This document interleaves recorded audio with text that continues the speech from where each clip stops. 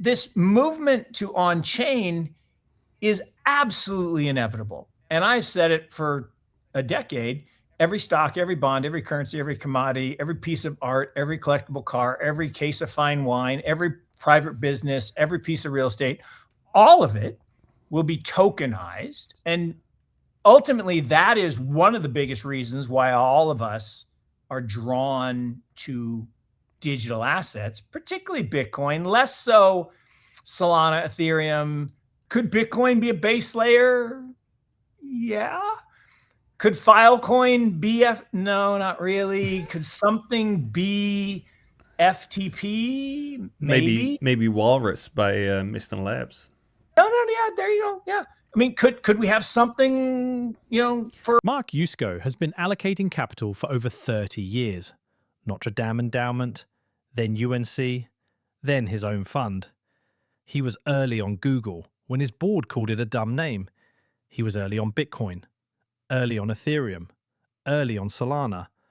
When someone with that track record sits down and says every stock, every bond, every piece of real estate, every collectible, every currency on the planet is going on chain, you stop and you listen. Because he's not saying it like a prediction.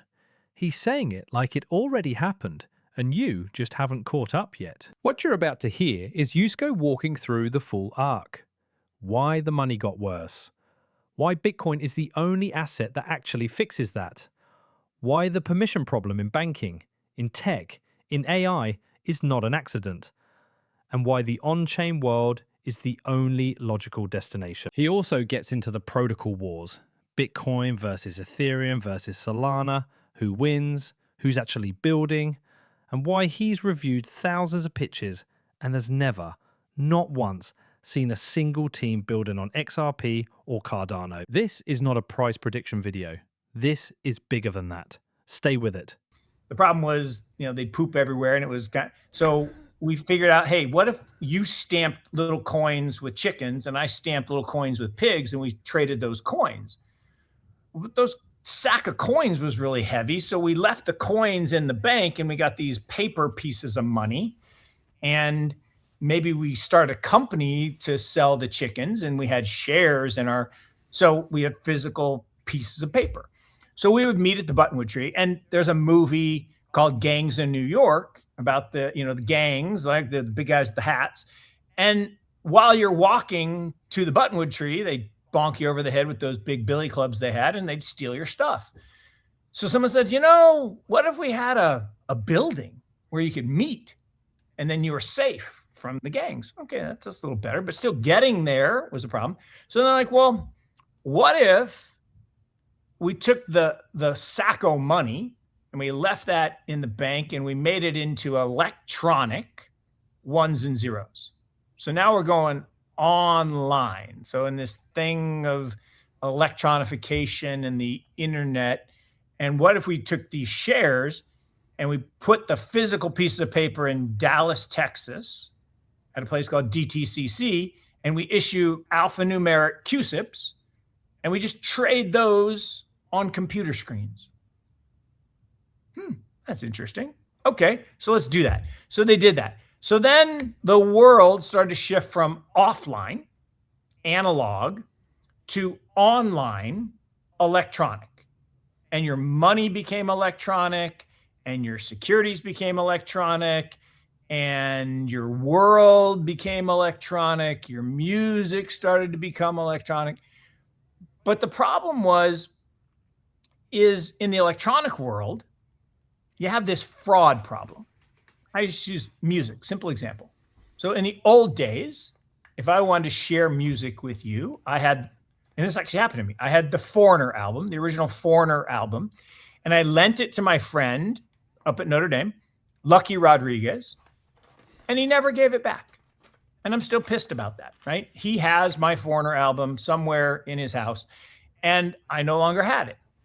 Well, when electronic came along, I could make MP3 files of all those songs, and I could rip a copy and send them to Lucky. I was happy. He was happy. Who's not happy? Music industry, not happy. Okay? Napster. What do? Well, if you have a single CEO, a single location, and a single server, you knock on the door, arrest said CEO, blow up the server, end of Napster. So now I can't rip files and send them to him. So now what do I have to do? Now I have to rent the music from a streaming service, because now there's a digital form of exact ownership. And we know, right, who wrote the song, so they get paid. We know who performed the song, they get paid. We know who owns the rights to the music, right? Taylor used to own all her songs, and then somebody, George bought them. Now she's re-recorded them. So, but the world shifted toward digital and moving towards on-chain. So this is a long-winded way of saying, in the analog world, in the offline world, we got by. Trade happened and commerce happened and things happened, but it was slow and it required you to be physically proximate. Like you and I, halfway around the world, not quite halfway, a third of the way around the world, talking live is pretty amazing. But we couldn't physically exchange something because we can't see it. And let's say I had a bar of gold, a physical bar of gold, and I wanted to break it in half and send you half. Even if I were strong enough to break it in half, which I'm not, I couldn't stuff it in the computer and get it to you. But with a couple strokes of the keypad, I could send you a digital asset, Bitcoin, Ethereum, Solana. We did it last time we were together. So this movement to on-chain is absolutely inevitable. And I've said it for a decade. Every stock, every bond, every currency, every commodity, every piece of art, every collectible car, every case of fine wine, every private business, every piece of real estate, all of it will be tokenized. And that doesn't mean we squish it into a little gold coin. All a token is an entry on a ledger. And this is where NFTs got kind of a bad rap. An NFT, a non-fungible token, simply means a unique, like that little orange thing on my table right there, that little orange planter is unique. It's a one of one, right? Made by hand, person made it, I bought it. It's a one of one. So it's a unique, it's non-fungible. If I had a dollar bill in my pocket, it is fungible, meaning it looks like every other dollar bill and they're interchangeable and I can mix and match them and send you an electronic version of it. But that's a one of one. So it's non-fungible. Now, if I wanted to tokenize it, I don't squish it into a little thing. I basically make a line item on a ledger. And now I can assign the ownership of that. So a non-fungible token, yeah, it could be a monkey JPEG or something else. But what it really is digital property rights. And property rights is why the world is so awesome. Because pre-property rights, it was pretty tough. It was like the gangs in New York. The person with the bigger stick got all the stuff. And so with property rights and digital property rights, ultimately the world you describe, which is anyone, anywhere, at any time can access any asset, freely tradable, most importantly, without the intermediary. Like in the current system, if you and I want to trade a US stock, we have to trade it at the New York Stock Exchange or ICE. If we want to trade a London listed stock, we have to trade at LSE. If we want to trade a Korean stock, we got to trade at KOSPI. Well, but then people figured out, well, we could use this IBKR thing, and that's kind of online, and they have these relationships with all these exchanges. And so you and America, me an American, can trade a Korean stock through this online tool. But what happens if they say, all right, let's call it a day and we're going to close? 100%. That's the problem. That I am dependent on them providing permission. And look, I'm a huge Eric Voorhees fan, and Eric gave this speech about permissionless systems. And that's what we're talking about. Yeah. Everything in our world, in the online world, in the Web 1 and Web 2 world, is permissioned. And look, it works 99% of the time. maybe probably 99.9% of the time. And it's pretty good. And, the fact that you put your money in the bank and you can send it places most of the time without a hassle. Occasionally they give you a hassle if they don't like what you're doing with it. But most of us don't worry that, well, wait a minute, it's not our money anymore. It's the bank's money. Okay. Or that I have property that I theoretically own, but I have to pay taxes on it. And if I don't pay the taxes, they seize it from me. So do I really own it or am I renting it? I mean, that's an interesting thought. Yeah. And so there are all these permissions that we tolerate in the sake of convenience. Like, I don't want to keep my money in my house. I just think that's a bad idea because person with big stick come take my money. So I like that I can put it in the bank and they're like, but then you give it up. Like, fine. Now in an on-chain world, I can convert that fiat money into a digital asset and I can own it on-chain. Well, what does that mean? Well, it's on-chain as long as I have control of my keys, which with that $10, I don't. But for the rest of it, I can have access to that asset. And now I don't have to ask the bank's permission to transfer. Like I always say, the simplest example is the first time I bought something using a, on-chain wallet on a Sunday afternoon in my pajamas was glorious. Ultimately, that is one of the biggest reasons why all of us are drawn to digital assets, particularly Bitcoin, less so Solana, Ethereum. And again, they have a different function. Like I love listening to people argue, Ethereum is money. Like, no, Bitcoin is money. It's digital gold. It has scarcity. Ethereum doesn't. Ethereum's good at other things. I mean, smart contracts are very valuable. And then you get into the debate between Ethereum and Solana. And, I think you and I talked about the last time we talked is if Ethereum was invented second instead of first, would anybody use it? Given that Solana is faster and cheaper. I don't know. It's an interesting question. And probably not.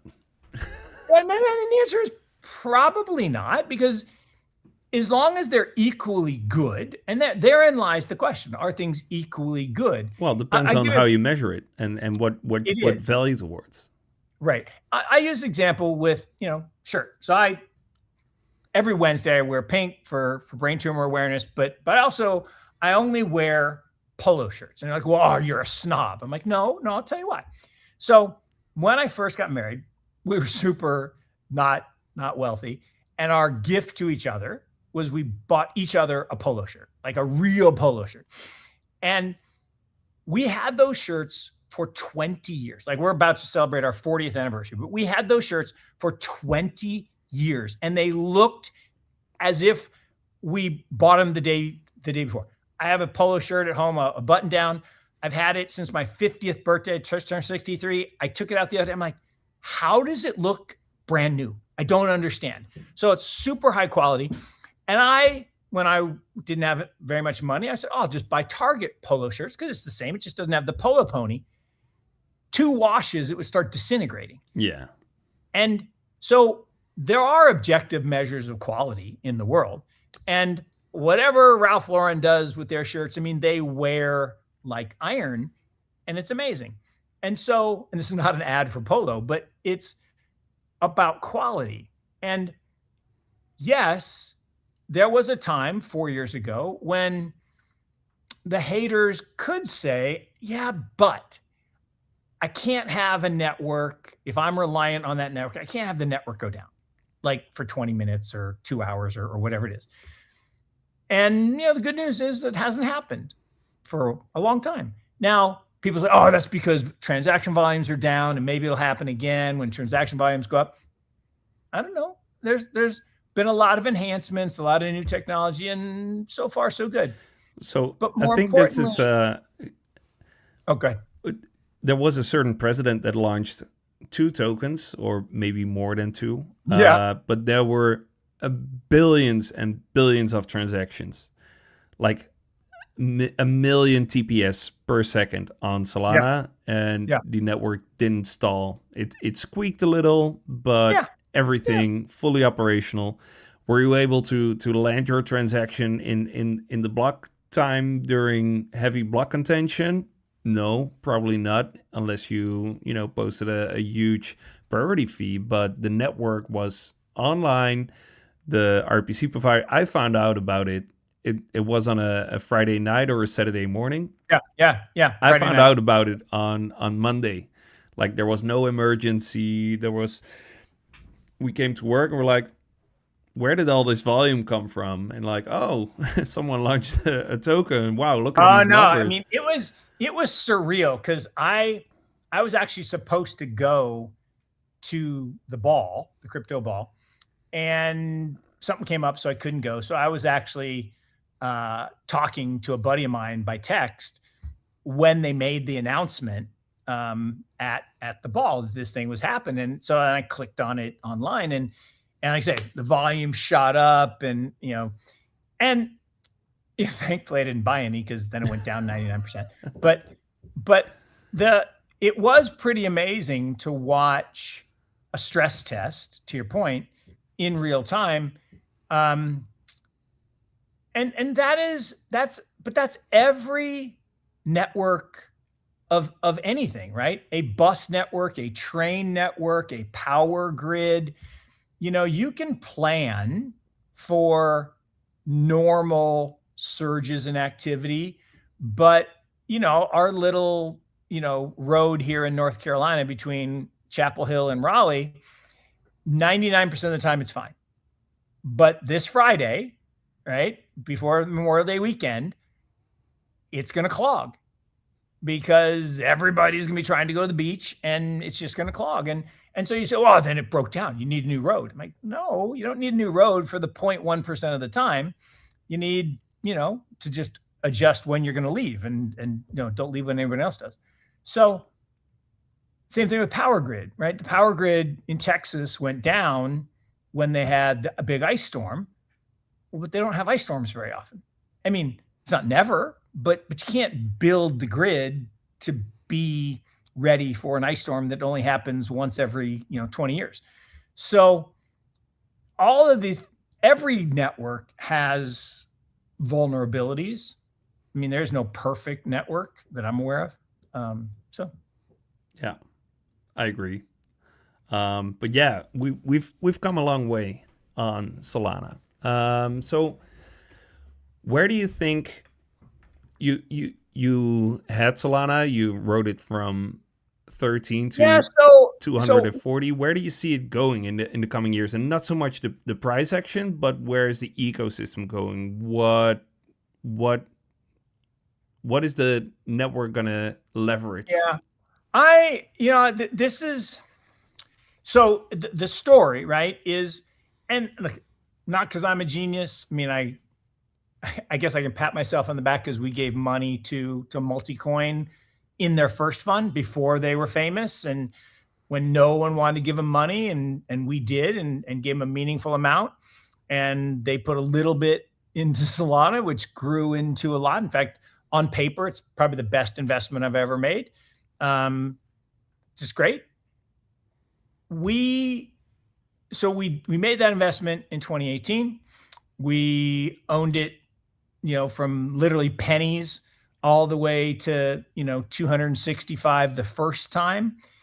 I will say that the blowout party triggered me to sell some. We didn't sell it all, but we did. I was like, that's a bad use of money. Don't like that. So we did sell some, but we couldn't sell it all, because it was being distributed to us by Multicoin. And so